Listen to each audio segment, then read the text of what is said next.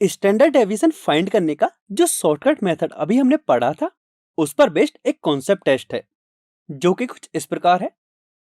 इसमें हमें continuous frequency distribution का डेटा गिवन है और हमें इस गिवन डेटा के लिए शॉर्टकट मेथड से स्टैंडर्ड डेविएशन फाइंड करना है। तो अब आप पहले इस क्वेश्चन को खुद से सॉल्व करने की ट्राई कीजिए। So please pause the video here and take 5 minutes to solve this question. I hope आप सभी ने इस क्वेश्चन को सॉल्व कर लिया होगा। तो चलिए अब हम इसका सॉल्यूशन डिस्कस करते हैं। सबसे पहले हम गिवन इंटरवल्स की मिड वैल्यूज फाइंड करने की कोशिश करते हैं जो कि xi की वैल्यूज होंगी। तो ये कुछ इस टाइप की होंगी। अब यदि हम फॉर्मूले की बात करें तो यह फॉर्मूला होगा स्टैंडर्ड डेविएशन का, जिसमें जो सिग्मा वाई है उसके लिए हम यह फॉर्मूला यूज करेंगे। अब इस फॉर्मूले के लिए सबसे पहले हम कैपिटल एन की वैल्यू फाइंड करते हैं जो कि समेशन एफ आई के इक्वल होगी एंड इसकी वैल्यू जब हम फाइंड करेंगे तो कैपिटल एन की वैल्यू 15 के इक्वल मिलेगी। सेकंड हम summation F I into Y I की वैल्यू फाइंड करते हैं। तो इसके लिए पहले हमें वाई आई की वैल्यू पता होनी चाहिए। तो वाई आई की वैल्यू फाइंड करने का यह फॉर्मूला हम पढ़ चुके हैं। जब हम क्वेश्चन से देखेंगे तो कैपिटल ए की वैल्यू हमने 50 एज्यूम की है एंड एच की वैल्यू 20 के इक्वल होगी। इससे वाई आई का फॉर्मूला हो जाएगा एक्स आई माइनस 50 अपॉन 20। अब एक्स आई की इन सभी वैल्यूज के करस्पॉन्डिंग वाई आई की ये वैल्यूज होंगी। अब हमें F I into Y I find करना है। तो इसके लिए हम F I and Y I का मल्टीप्लाई करेंगे जिससे कि F I into Y I कुछ इस टाइप का होगा। जब हम इसका समेशन फाइंड करेंगे तो वह हमें 0 के इक्वल मिलेगा।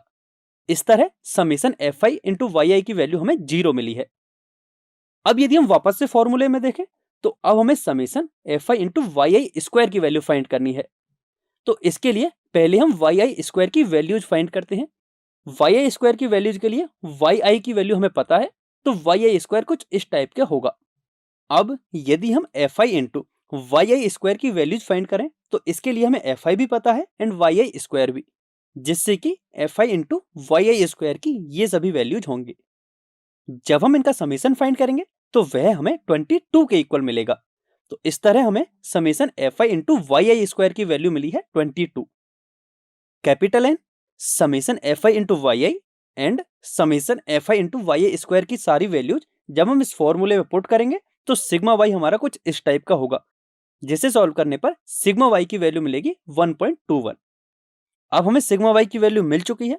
जब हम ये वैल्यू सिग्मा एक्स के फॉर्मूले में पुट करेंगे तो गिवन डेटा के लिए स्टैंडर्ड डेविएशन कुछ इस टाइप का होगा, जिससे सॉल्व करने पर स्टैंडर्ड डेविएशन मिलेगा 24.22।